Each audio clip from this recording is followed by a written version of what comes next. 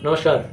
आइए बात करते हैं हम लोग कुटच को बढ़ाते हैं। कुटच का रिमेनिंग पोर्शन देखते हैं। क्लास 12 वेस्ट बंगाल बोर्ड, जहाँ तक हम लोगों ने पढ़ा था उसके बाद कंटिन्यू कर रहा हूँ। इस गिरकुट बिहारी का नाम क्या है? गिरकुट यानी पहाड़ों की चोटियों पर मिलने वाला ये पुष्प, ये फूल, इसका नाम क्या है? मन दूर दूर तक उड़ रहा था, देश में चारों तरफ, इस हिस्से में उस हिस्से में, काल में, सारे काल में, वर्तमान में, भूत में, भविष्य में। मनोरथा नाम गतिनम विद्यते। अचानक याद आया, मनोरथा नाम गतिनम विद्यते का मतलब मन जो है वो चारों दिशाओं और चारों देश के सभी हिस्सों में दौड़ रहा था। तभी याद आया, ये तो कुटज है भाई। संस्कृत साहित्य का बहुत ही, संस्कृत लिटरेचर में बहुत ही नाम किया हुआ, किंतु कवियों द्वारा अपमानित, कई कवि ने इसे अपमानित किया है। यह छोटा सा शानदार वृक्ष कुटज है। याद आ गया, कूटज कहा गया तो कदाचित ज़्यादा अच्छा होगा। कूटज यानी कि कमल। कमल भाई, कमल के साथ इसकी क्यों तुलना की गई है? जैसे कमल जो होता है वो कीचड़ में उगता है, और कुटज कहाँ पे उगा हुआ है भाई? तो गिरकुट यानी कि पत्थरों पे, शिवालिक के ऊपर, चोटियों में। इसीलिए इसे अगर कूटज कहा जाए, बड़ा ऊ लगा दिया जाए, यानी कि कमल, तो ये ज़्यादा अच्छा रहेगा। खैर, जो भी नाम हो, कुटज ही हो, मान लेते हैं। कुटज बोलने में ज़्यादा आनंद मिल रहा है। बहरहाल यह कुटज, ये जो कूटज है यानी कमल है, वो कुटज है। चलिए ठीक है, मान लेते हैं। मनोहर कुसुमस्तवकों में, कुसुमस्तवकों मतलब पुष्प से, पल्लवों से, पल्लव मतलब पत्ता, पुष्प से, पत्तों से झबराया हुआ, एकदम लदा हुआ। उल्लास लोल चारुस्मित कुटज, सुंदर मुस्कान लिए हुए इस वृक्ष पे ये कुटज दिख रहा है। जी भर आया देखकर। कालिदास ने अपने एक बहुत बड़ी रचना में आषाढ़स्य प्रथम दिवसे रामगिरी पर यक्ष को जब मेघ की अभ्यर्थना के लिए नियोजित किया, तो कमबख्त को तारे कुटज पुष्पों की अंजलि देकर ही संतोष करना पड़ा। अब ये जो बात है ना, उनके अपनी रचना में कालिदास ने यक्ष को आमंत्रित किया। यक्ष कौन थे भाई? कुबेर के सेवक। क्या तुमको लगता है क्या कालिदास जैसे कवि कुबेर के सेवक को बुला लेंगे? ये सब मनगढ़ंत बातें हैं। लेकिन इसी ज़रिए हुआ क्या होगा, कभी न कभी कालिदास खुद गए होंगे किसी पहाड़ी पर, और वहाँ जा कर के उनको अपने मन की बात को अपनी प्रेमिका के वहाँ पहुँचाना होगा। बादलों के जरिए पहुँचाए, बादलों की पूजा किए, पूजा करने के लिए कुछ नहीं मिला तो कुटज का फूल मिला, और कोई फूल नहीं मिला। उसी को नाम ले लिए यक्ष का, कि यक्ष को बुलाया और मेघ की अभ्यर्थना के लिए नियोजित किया। पूजा में कुछ और नहीं मिला यक्ष को। अब भाई यक्ष जो था वो मेघ की पूजा करने लगा। ठीक है, कालिदास का कैरेक्टर था यक्ष उनके रचना में। तो यक्ष अपनी प्रेमिका के पास संदेश भेज रहा है, एक्चुअली में ये कालिदास ही हैं, मान लो सच्चाई में। तो अब उसको मेघ को सहारा बना, जैसे लोग कबूतर से चिट्ठी भेजते थे, वैसे ही यक्ष जो है वो मेघ से अपनी संदेश को भेज रहा है। तो अब उसको पूजा करने के लिए मेघ का कुछ पुष्प नहीं मिला, चंपक नहीं मिला, वकुल नहीं मिला। ठीक है, वकुल एक पुष्प का नाम है। नीलोत्पल नहीं मिला, नीला कमल नहीं मिला, मल्लिका नहीं मिली यानी बेला फूल, अरविंद नहीं मिला यानी कमल नहीं मिला। सिर्फ कुटज के ही फूल थे वहाँ पर, जानते ही हो, पहाड़ी के ऊपर। यह और बात है कि आज आषाढ़ का नहीं, जुलाई का पहला दिन है, मगर फ़र्क भी कितना। यक्ष जब पूजा किया था तो आषाढ़ का दिन था, और अभी हजारी प्रसाद द्विवेदी साहब जब गए हैं तो वो जुलाई का समय है। बार बार विश्वास करने को उतारू हो जाता है कि यक्ष तो बहाना मात्र था। कालिदास ही अपनी बात को बताए होंगे, शाप से जिनकी महिमा अंत हो गई हो। ये जो बीच बीच में संस्कृत वर्ड लिखा हुआ है उसका बगल में ब्रैकेट में हिंदी में मीनिंग भी लिख दिया है। रामगिरी पहुँचे थे, उन्हीं के हाथ से कुटज पुष्प का अर्घ देकर उन्होंने मेघ की अभ्यर्थना की होगी, कालिदास खुद किए होंगे। शिवालिक के इस अंत्युच्च यानी बहुत ऊंचा पर्वत श्रृंखला की भांति रामगिरी पर्वत पर भी उस समय कोई फूल नहीं मिला होगा, कुटज मिला होगा। बड़भागी फूल है भाई, बड़भागी मतलब बड़े भाग्य वाला फूल है। धन्य हो कुटज, तुम गाढ़े के साथी हो। बहुत इंपॉर्टेंट लाइन है, तुम गाढ़े के साथी हो मतलब बुरे वक्त के साथी तुम्हें हो। जब सारे फूल नहीं मिल रहे थे तो कुटज मिला। उत्तर की ओर सिर उठाकर देखता हूँ, सुदूर तक, बहुत दूर तक ऊंची काली पर्वत श्रृंखला दिखाई देती है। एक आध सफ़ेद बादल के बच्चे उससे लिपटे खेल रहे होते हैं, यानी काली पर्वतों के साथ सफ़ेद बादल के टुकड़े खेल रहे होते हैं। मैं भी इन पुष्पों का अर्घ्य उन्हें चढ़ा दूँ। मेरा भी मन कर रहा है कि जब यहाँ आ ही गए हैं शिवालिक पर्वत के ऊपर, तो कुटज को देख करके मेरा मन कर रहा है कि हम भी ले करके थोड़ा सा बादलों को चढ़ा दें, जैसे कालिदास ने चढ़ा दिया था रामगिरी पर्वत पर से यक्ष का नाम लेकर के। चलो मैं भी कुछ चढ़ा देता हूँ, पर काहे वास्ते। लेकिन बुरा भी क्या है भाई, ये निबंध है, याद रहे। निबंध में लेखक कुछ भी लिखता है ना, ये कोई इसका लक्ष्य नहीं होता है। बुराई भी करता है, अच्छाई भी करता है, कंक्लूजन भी देता है, ठीक है ना, कारण भी बताता है, प्रभाव भी देता है, पॉजिटिव नेगेटिव सारे एस्पेक्ट को बताता है। नेक्स्ट पैराग्राफ, कुटज के ये सुंदर फूल बहुत बुरे तो नहीं हैं, जो कालिदास के काम आया हो उससे ज़्यादा इज्जत मिलनी चाहिए। अब भाई ये इतने बुरे तो हैं नहीं, पता नहीं कौन सा कवि था जिन्होंने इसका अपमान कर दिया। ठीक है, अब लेखक ये बताने वाले हैं कौन से कवि थे जिन्होंने कुटज का अपमान किया, क्योंकि जो फूल कालिदास जैसे महान कवि को इस्तेमाल करने में उपयोगी हो गया हो उसको तो और इज्जत मिलना चाहिए, उसकी तो और बड़ाई होनी चाहिए। पर इज्जत तो नसीब की बात है। तो रहीम को मैं बड़े आदर के साथ देखता हूँ। दरिया दिल आदमी थे रहीम, बहुत बड़े कवि थे रहीम, अब्दुल रहीम खान खाना। पाया सो लुटाया, फक्कड़ मिजाज के थे, जो भी पाए लुटा दिए। लेकिन दुनिया है कि मतलब से मतलब है भाई, ये दुनिया है ना, ये समाज मतलब ही होती है। समाज रस चूस लेती है, छिलका और उठली फेंक देती है। कोई भी फल हम लोग खाते हैं तो प्रैक्टिकली यही होता है, और यही लक्षण समाज का भी है। समाज में हम और आप तब तक चहेते बने रहेंगे जब तक हम लोग उपयोगी हैं। जैसे ही हमारा उपयोग खत्म हो जाएगा हम लोग किसी काम के नहीं होते हैं। तो इससे रहीम का मोल घट नहीं जाता, उनकी फक्कड़ाना मस्ती कहीं गई नहीं। अच्छे भले कदरदान थे, लेकिन बड़े लोगों पर भी कभी कभी ऐसी अभिलाषा का अभाव सवार हो जाता है। वितृष्णा का मतलब होता है अभिलाषा का अभाव, यानी इच्छा का अभाव। एक बार रहीम दास जी गलती कर बैठे, कवि थे, मन खराब रहा होगा भाई, किसी का भी मन खराब रहता है तो गलती कर बैठता है। कभी रहीम का भी मन खराब रहा होगा, मुरझा गए होंगे लोगों की बेकदरदानी से। बेकदरदानी मतलब ये दुनिया मतलब ही है ना। कभी कबीर का कोई बात अच्छा नहीं लगा हो, कबीर बोलना है सॉरी, रहीम की बात अच्छी नहीं लगी होगी तो लोग उनकी बुराई कर दिए होंगे, इसीलिए वो मुरझा गए होंगे और गुस्से में आके कुटज की बुराई कर दिया उन्होंने। क्या लिख दिया देखो, वे रहीम अब बिरज कहाँ, जिनकर छाँ गंभीर, बागन बिच बिच देखियत सेहुड़ कुटज करीर। यानी कई रहीम दास जी कहते हैं कि भाई अब वो वृक्ष कहाँ रह गए, ऐसे पेड़ अब कहाँ रह गए भाई जिनके छाँ यानी जिनसे गंभीर छाया मिलती थी, एकदम काली घनी छाया। अब तो यहाँ देखो बागों में बीच बीच में कहीं कहीं भी देखिए तो सेहुड़ मिलता है, यानी कांटेदार। कुटज करीर, करीर यानी होता है बांस का नया जो फट्टा होता है, फट्टे के जैसा जो बांस का नया नया जो उसका स्प्राउट निकलता है उसे बोलते हैं करीर। तो अब तो यहाँ देखो बांस का झुंड दिखाई देगा, झुरमुट दिखाई देगा, सेहुड़ दिखाई देगा, कांटेदार या फिर कुटज जैसा चीज़ दिखाई देगा। गोया, गोया यानी मानो, मानो कुटज अदना सा बिरछ हो, छाँ ही क्या बड़ी बात होती है, फूल क्या कुछ भी नहीं है। अरे भाई रहीम जी ने इसकी बुराई किया, इसमें छाया नहीं थी इसीलिए। तो क्या छाया ही सब कुछ होती है क्या? फूल का सुंदरता नहीं है कुछ? फूल भी तो है। छाया के लिए ना सही, फूल के लिए तो कुछ सम्मान होना चाहिए। मगर कभी कभी कवियों का भी मूड खराब हो जाता है, वे भी गलत बयानी कर देते हैं। फिर बागों से गिरिकुट बिहारी कुटज का क्या तुक है?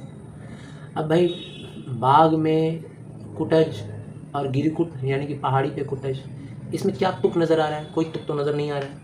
अब इसको फिर लेखक समझा रहे हैं हमको। कुटज अर्थात जो कुट से पैदा हुआ हो। अब कुटज के बारे में बता रहे हैं कि कुटज आखिर शब्द आया कैसे, कुट से पैदा हुआ हो। कुट क्या होता है? घड़े को भी हम लोग कहते हैं कुट, कुट मतलब घड़ा। घर को भी कहते हैं क्योंकि घड़ा भी मिट्टी से बनता है और घर भी मिट्टी से बनता है। कुट अर्थात घड़े से उत्पन्न होने के कारण। अच्छा, अगर इसको कुट कहते हैं तो घड़े से ही उत्पन्न हुए थे अगस्त मुनि, तो हो सकता है अगस्त मुनि भी कुटज कहे जाते हैं। घड़े से तो क्या उत्पन्न हुए होंगे? अब ये सब तो कहने की बातें हैं कि घड़े से उत्पन्न हो गए, है ऐसा होता है क्या? घड़े में से बच्चा पैदा हो जाएगा? और बात होगी, कुछ और बात रही होगी। संस्कृत में कुटहारिका और कुटकारिका दासी को कहते हैं, है ना। अब कोरिलेट कर रहे हैं वो, हिंदी भाषा, संस्कृत भाषा, पुराने सोर्सेज सबको मिला रहे हैं कि आखिर ये नाम पड़ा कैसे। कुटिया या कुटीर शब्द भी कदाचित इसी शब्द से संबंध है। तो क्या क्या संबंध रहा देखे, कुटिया, कुटीर, घड़ा, घर, अगस्त्य मुनि, ठीक है ना, सब कुट वर्ड से जुड़े हुए हैं। कुटहारिका, कुटकारिका, घर में काम काज करने वाली दासी कुटकारिका और कुटहारिका कही भी जा सकती है। घर में जो काम करती है उसको कुटहारिका या कुटकारिका कह सकते हैं दासी को। एक जरा गलत ढंग की दासी, अच्छा गलत ढंग की दासी जैसे मंथरा की बात ले लीजिए, रामायण की मंथरा, वो कुटनी भी कही जा सकती है। संस्कृत में उसकी गलतियों को थोड़ा अधिक मुखर बनाने के लिए उसे मतलब ज़्यादा लेवल की गलती या अपराध करने वाली दासी को हम लोग कुटनी कहते हैं, कुटनी। अगस्त मुनि भी नारद जी की तरह दासी के पुत्र थे। अब देखो घड़े से नाम पड़ा था अगस्त मुनि, अब वो दासी के नाम की वजह से उनको बोल सकते हैं कि दासी के पुत्र थे। तो दासी का अगर नाम कुटनी या कुटनी है तो इसीलिए अगस्त मुनि का भी नाम कुटज पड़ गया होगा शायद। घड़े से पैदा होने का तो कोई तुक नहीं है, दासी से पैदा हुए थे, तो दासी का नाम अगर कुटनी है तो इसीलिए अगस्त मुनि का नाम भी कुटज हो सकता है। न मुनि कुटज के सिलसिले में, न फूल कुटज के। फूल गमले में होते अवश्य हैं, अब अगर हम लोग बात कर लें कुटज नाम इस फूल का क्यों पड़ा, गमले में अगर रहता तो शायद कुटज बोल सकते थे, क्योंकि गमला जो होता है वो मिट्टी का बना रहता है, घड़े के वाले को हम लोग कुट बोलते थे ना, तो ये भी हो सकता है। लेकिन ये तो जंगल में होता है या फिर पहाड़ों पे होता है, घड़े या गमले से क्या लेना देना। शब्द विचारोत्तेजक अवश्य है, विचार में उत्तेजना कर देने वाला है ये शब्द। कहाँ से आया?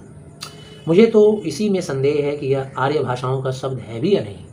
हमको तो डाउट है आर्य लैंग्वेज है भी कि नहीं। एक भाषा शास्त्री किसी संस्कृत शब्द को एक से अधिक रूप में प्रचलित पाते थे तो तुरंत उसकी कुलीनता पर शक कर बैठते थे। कोई भी जो भाषा शास्त्री होते थे, भाषा के ज्ञानी, जब एक शब्द को कई भाषाओं में पाते थे तो उसकी कुलीनता पर शक करने लगते थे कि इसका कुल खानदान का कोई ठीक नहीं है, क्योंकि हमारे भारत की सारी भाषाओं का कुल खानदान माना जाता है संस्कृत। अच्छा, तो यह शब्द किस जाति का है, फिर सवाल खड़ा हो जाता है। आर्य जाति का तो नहीं जान पड़ता है। सिल्वा लेवी कह गए हैं, सिल्वा लेवी कोई भाषा शास्त्री थे, कह गए हैं कि संस्कृत भाषा में फूलों, वृक्षों और खेत बागवानी के अधिकांश शब्द आग्नेय भाषा परिवार के हैं। आग्नेय भाषा क्या होता है भाई? ऑस्ट्रो एशियाटिक लैंग्वेज, यानी साउथ ईस्ट में बोले जाने वाली भाषा। संसार के साउथ ईस्ट में ऑस्ट्रो एशियाटिक मतलब जो भाषा ऑस्ट्रेलिया में और एशिया में प्रचलित है, इसी भाषा से अधिकतर शब्द हमारे संस्कृत भाषा में आए हैं। अधिकतर मतलब संस्कृत में जैसे फूल है, संस्कृत में जैसे वृक्ष है, खेत है, बागवानी है, ये सब अधिकांश शब्द आग्नेय भाषा परिवार के हैं। मतलब ऑस्ट्रेलिया में ही बोली जाती है और एशिया में भी। यह भी वहीं का तो नहीं है, कहीं ऐसा तो नहीं कि कुटज भी वहीं से आया है भाई, ऑस्ट्रो एशियाटिक लैंग्वेज जो ऑस्ट्रेलिया में भी बोला जाता हो। एक ज़माना था जब ऑस्ट्रेलिया और एशिया महाद्वीप मिले हुए थे, फिर कोई भयंकर विस्फोट हुआ होगा और ये दोनों अलग हो गए। भाई प्राकृतिक कुछ ऐसा नेचुरल फिनोमेना हुआ होगा जिसकी वजह से ये दोनों टूट के अलग अलग हो गए, समंदर ने बांट दिया दोनों को। और 19वीं शताब्दी के भाषा विज्ञान पंडितों को यह देखकर आश्चर्य हुआ कि ऑस्ट्रेलिया के जंगलों में कई जाति ऐसे हैं, इंसानों की जाति, जो लोग ऐसी भाषा बोलते हैं जो भाषा एशिया में बसी हुई भी कुछ जाति लोग बोलते हैं। तो कुछ भाषा ज्ञानियों ने ऐसा पता लगाया। भारत की अनेक जातियाँ वह भाषा बोलती हैं जिनमें संथाल लोग हैं, मुंडा है, शामिल है। ये लोग उन चीज़ों को बोलते हैं, ऐसे ऐसे शब्दों को बोलते हैं जो शब्द ऑस्ट्रेलिया में भी बोली जाती है। शुरू में इस भाषा का नाम ऑस्ट्रो एशियाटिक दिया गया था। दक्षिण पूर्व का अग्निकोणवी भाषा होने के कारण इन्हें आग्नेय परिवार भी कहा जाता है। और चूंकि ऑस्ट्रो एशियाटिक दक्षिण पूर्व या अग्निकोण, दक्षिण पूर्व या अग्निकोण की भाषा होने के कारण इसे आग्नेय परिवार भी कहा जाता है। भाई अग्निकोण कहते हैं ना दक्षिण पूर्व को, तो अग्निकोण में ये ऑस्ट्रेलिया और एशिया एक साथ मिला हुआ था, इसीलिए इसको आग्नेय कोण भी बोला जाता है, आग्नेय परिवार बोला जाता है, सॉरी। अब हम लोग भारतीय जनता के वर्ग विशेष को ध्यान में रखकर, हमारे भारतीय जनता को, ऑस्ट्रेलिया को हमारे बोली, ठीक है ना, हमारे भारत के लोगों को वर्ग को विशेष में ध्यान में रखकर पुराने साहित्य का अगर हम लोग याद करें तो इसे कोल परिवार की भाषा कहने लगे हैं। अब आजकल हमारे देश में कोल परिवार के जो लोग हैं, कोल परिवार कहाँ है भाई? गुजरात का एक खास समुदाय है, ठीक है ना, ब्रिटिश लोगों ने इनका नाम रख दिया था कोल परिवार। अब यही लोग वो भाषा बोलते हैं। पंडितों ने बताया है कि संस्कृत भाषा के अनेक शब्द जो अब भारतीय संस्कृति के अभिन्न अंग बन गए हैं, इसी श्रेणी की भाषा के हैं। यानी कि कमल है, कुंडमल है, कंबू है। कुंडमल मतलब होता है कली, फूलों की कली, या फिर कंबू है, कंबू का मतलब होता है शंख। कंबल है, तांबुल, तांबुल यानी पान। ऐसे शब्द जो है ना, पेड़ पौधे, खेतों के उपकरणों, उपकरण मतलब एपरेटस, औजार वगैरह जो होता है, उनके नाम। कुटज भी हो तो क्या आश्चर्य है, हो सकता है कुटज भी इसी कोल भाषा में बोला जाने वाला हो, कोल परिवार का भाषा हो। संस्कृत भाषा ने शब्दों के संग्रह में कभी छूत नहीं मानी। संस्कृत ने बहुत सारे शब्दों को अपने अंदर संग्रह कर लिया है, इकट्ठा किया है, कलेक्शन किया है। ये कभी अछूता नहीं मानता है। किस किस नस्ल के कितने शब्द उसमें आकर अपने बन गए हैं, ये कहना मुश्किल है। पंडित लोग इसकी छानबीन करके हैरान होते हैं। संस्कृत सर्वग्रासी भाषा है, ये भी इंपॉर्टेंट लाइन है, इसके ऊपर लाइन आ सकता है। सर्वग्रासी मतलब सभी भाषाओं की रक्षा करने वाली भाषा। अब ये जो मेरे सामने लहराता हुआ पौधा खड़ा है, वह नाम और रूप दोनों में अपनी अपराजेय जीवनी शक्ति की घोषणा कर रहा है। अपराजेय मतलब इसे कोई जीत नहीं सकता, ये कभी हार नहीं सकता है। ऐसी जीवनी शक्ति है इसके अंदर, जिंदा रहने की शक्ति है, कोई हरा नहीं सकता, इसकी जिंदा दिली को मार नहीं सकता, हरा छोटा नहीं कर सकता, इसलिए यह इतना आकर्षक है। नाम है कि हजारों वर्षों से जीता चला आ रहा है। अब देखा ना आपने, नाम के चक्कर में कभी जो है अगस्त्य मुनि के ज़माने में चले गए, कभी जो है कालिदास के ज़माने में चले गए, हजारों वर्षों से चलता चला है नाम इसका। दुनिया उनको भूल गई, कितने लोग आए गए सबको भूल गई, वे दुनिया को भूल गए, मगर कुटज है कि संस्कृत की निरंतर शब्द राशि में जो जम के बैठा है तो बैठा ही है। आज ये बैठा है तो बैठा ही है। और रूप की तो बात ही क्या है, रूप की तो बात ही छोड़ दीजिए, बलिहारी न्यौछावर हो जाऊं तौबा तौबा है, रूप की क्या बात करें। दिल जान लुटा देने को मन करता है, ऐसा रूप है। मादक शोभा, नशा भर देता है, ऐसी शोभा है।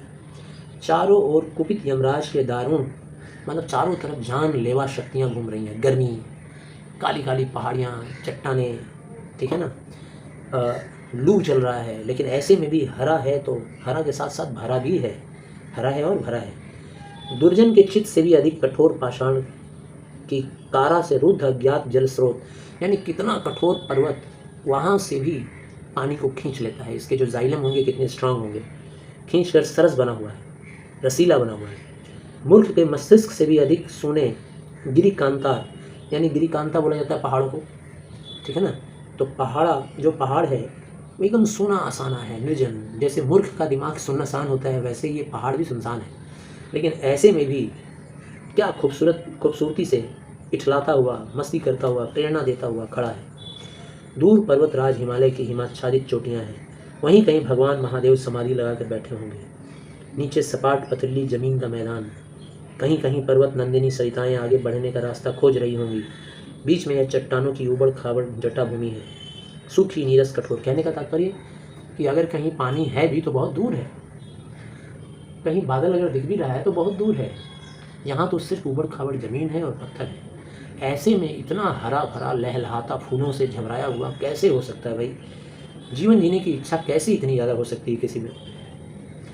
यहीं आसन मार कर बैठे हैं मेरे चिर परिचित दोस्त कुटज, और यहीं पे मेरे दोस्त कुटज बैठे हुए हैं आसन मार के, न जाने कब से, सदियों से। तो आशा करता हूँ आप ये समझे होंगे। और ये चूँकि बहुत ही डिफ़िकल्ट ऐसे है, निबंध है, इसको आप बार बार पढ़िएगा, वीडियो को भी बार बार सुनिए, तो शायद आपका समझ थोड़ा इम्प्रूव हो जाए। आई गेस समझ आया तो लाइक कीजिए, सब्सक्राइब कीजिए चैनल को ज़रूर से ज़रूर, और दोस्तों के साथ शेयर भी कीजिए। Thank you.